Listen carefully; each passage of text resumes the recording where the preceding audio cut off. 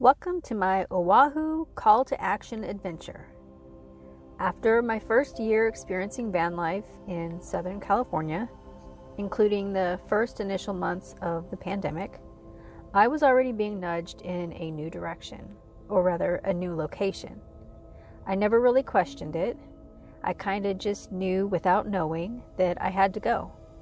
I didn't try to reason or make anyone understand my actions. I just moved in the direction I felt called.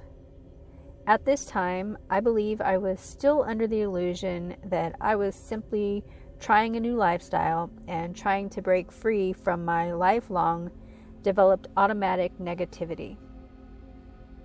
However, by accepting my return to Hawaii call to action with a peaceful yet powerful knowing, mindful not to allow in the self-doubt that I'd previously worked through months earlier, I downsized my material world even further, sold my car and my van, strategically worked out the logistics, and then relocated again. This time, I was guided back to Hawaii, where just years before, the most extreme devastation had rocked my world. As I reflect back over the years, I can see how divine timing aligned in so many ways.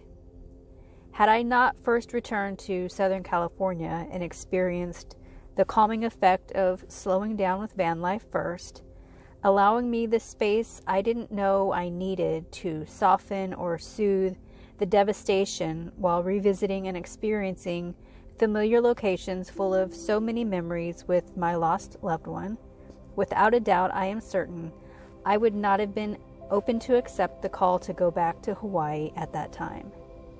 So many synchronicities aligned during the short time I was back on the island. By following my intuition without insistence of an expected outcome, everything I needed showed up for me. And by the way, I had no idea what I needed. I wasn't really trying to figure it out, and thank God.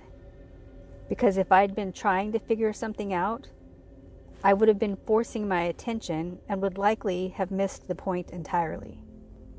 You know the saying, go with the flow?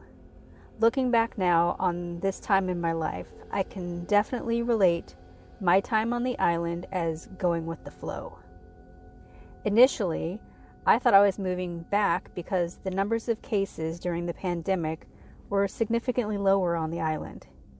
But once I was roaming freely after the mandatory 2-week isolation, spending my days at the beaches, hours upon hours walking through the botanical garden, hiking numerous trails, and simply traveling and stopping all around the island, I eventually found my way into a bookstore and was guided to one specific life-changing book that I didn't know I was looking for, but there I was, holding it in my hand, unable to put it down or do anything else until I was finished.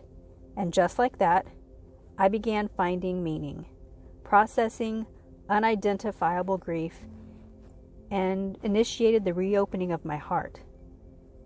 I'd never lost anyone I loved before, and I never loved anyone as much as I loved that light of my life, Stoops.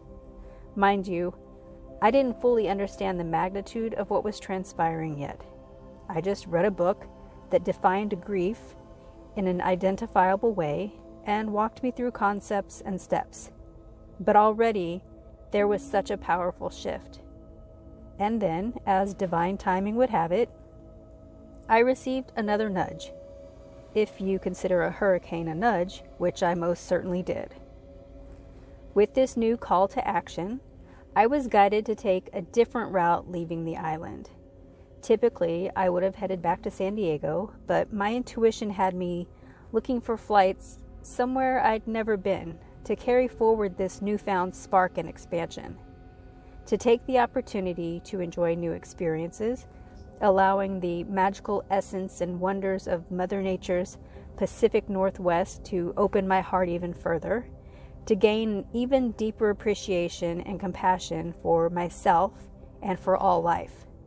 The Pacific Northwest was beyond my wildest imagination, but I'll save that adventure for another video. I recognize now that during this next shift, I was being guided through deeper inner work of my trapped emotions beyond grief. This unfolding was no longer about work stress, the loss of my loved one, or external circumstances. As painful as those experiences were, they were simply life experiences. Some might call them messages, mirrors, or even catalysts. And for what? I could provide some explanation here, but the meaning keeps changing. I've learned that with more awareness comes shifts in truth. But it isn't about disproving a truth or being right. It's about accepting all truths as the level of awareness and perspective they come from. One truth that remains for me is that through one answered call comes another and another. Life is in constant flow.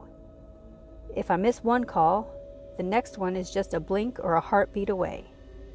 One of the greatest lessons I've learned along this journey the last few years, and then forgot so I had to relearn it again, and also again, is that if I remain open to my expansion and not get caught up in the negative aspect of ego, false light, being overly self-sacrificing or self-conscious, life truly is a gift to be cherished. And now I get it. So am I. Self-love is the greatest gift that keeps giving. Until next time, enjoy.